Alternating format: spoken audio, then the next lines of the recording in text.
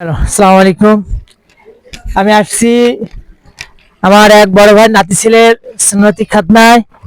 এই দেখেন নাতি ছেলের নানা, উনি রান্নার দায়িত্বে আছে। আমাদের এক বড় ভাই বাবুচ্ছি, সে গোশ রান্না করতেছে।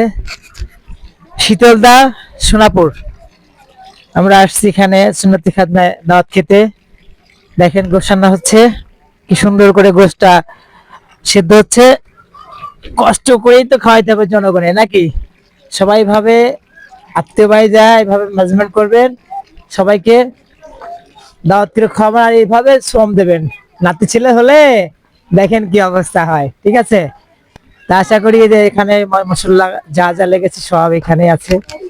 তা মাশাআল্লাহ, খুব সুন্দর পরিবেশ।